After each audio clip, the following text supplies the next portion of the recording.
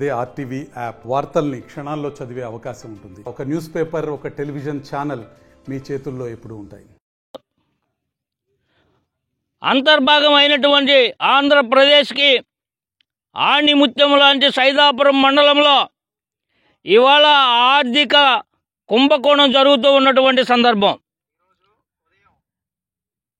సైదాపురం మండలంలో ఉన్నటువంటి క్వార్జ్ సంపదను దోచుకునేందుకు గత ప్రభుత్వంలో ఉన్నటువంటి పెద్దలందరూ కూడా ఇప్పుడు మళ్ళీ తెలుగుదేశం ప్రభుత్వంలో చేరి కోట్లాది రూపాయలు దోచుకునేందుకు సంసిద్ధం అయిపోయినటువంటి పరిస్థితుల్లో నిన్న పొల్యూషన్ కంట్రోల్ బోర్డు వారు సైదాపురం మండలంలో విజిట్ చేసి దొంగలు పడ్డ 6 నెలలకై అధికారులు వచ్చినట్టుగా 6 సంవత్సరాల నుంచి గొంతు చించుకొని అరుస్తూ ఉన్నటువంటి సందర్భంలో ఇవాళ పొల్యూషన్ అధికారులకు సైదాపురం మండలం గుర్తుకొచ్చి నిన్న 4 మైన్లు విజిట్ చేసి పొల్యూషన్ కంట్రోల్ బోర్డు వారు రిపోర్టు తయారు చేసి ఈ 4 మైన్లు కూడా మేము సీజ్ చేస్తున్నటువంటి సందర్భం అని చెప్పడం జరిగింది.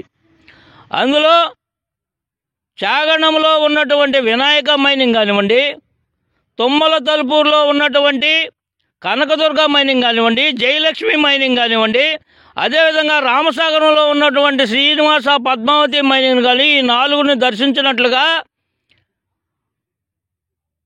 నిన్న అధికారులు ఒక ప్రకటన విడుదల చేసినటువంటి సందర్భం. ఇవాళ నేను అడుగుతున్నాను, గత 6 సంవత్సరాల నుంచి వాళ్ళు దోచినటువంటి సంపదను మీరు ప్రజలకు ఏమి సమాధానం చెప్తారు అధికారులారా అని నేను అడుగుతున్నాను. ఇవాళ ఎలక్షన్లకు ముందు దాదాపు 1000 కోట్ల రూపాయలకు పైగా క్వార్జ్ సంపదను సైదాపురం మండలంలో ఉన్నటువంటి 300 యార్డుల్లో నిల్వ ఉన్నటువంటి క్వార్జ్ సంపద అంతా ఎట్టబోయిందని నేను అడుగుతూ ఉన్నాను మైనింగ్ అధికారులు. ఇవాళ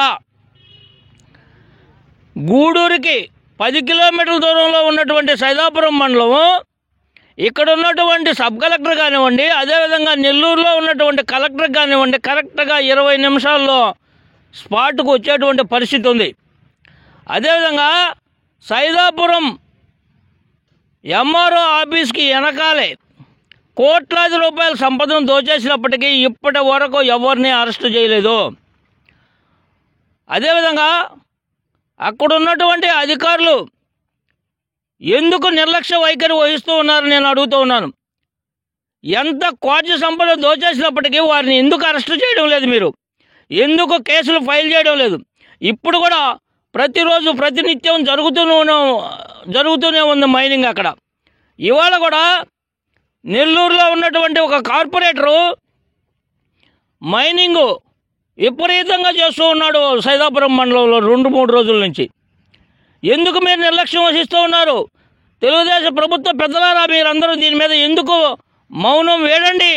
అవినీతి అధికారుల్ని మీరందరూ జైల్లో పెట్టించండి. అదేవిధంగా దానికి సహకరించినటువంటి ఎవరైతే కోట్లాది రూపాయలు దోస్తూ ఉన్నారో ఆ నాయకులందరినీ కూడా మీరందరూ ఎప్పుడైతే నిర్లక్ష్యం వహిస్తారో మీరు మళ్ళీ పతనం తప్పదు మీ పార్టీకి, మీకు అని చెప్పి నేను చెప్తూ ఉన్నాను. తెలుగుదేశం నాయకులారా హెచ్చరిస్తూ ఉన్నాను. సైదాపురం మండలంలో ఇవాళ జరుగుతున్నటువంటి అవినీతిని ఆపకపోతే మీరు రాబోయేటువంటి తరాలకు మీరు ఏమిస్తారని చెప్పి నేను అడుగుతూ ఉన్నాను. జై. మరిన్ని వీడియోస్ కోసం ఛానల్ ని సబ్స్క్రైబ్ చేయండి. లేటెస్ట్ అప్డేట్స్ కోసం వాట్సాప్ ఛానల్ ని ఫాలో చేయండి. అండ్ లింక్ డిస్క్రిప్షన్ లో ఉంది.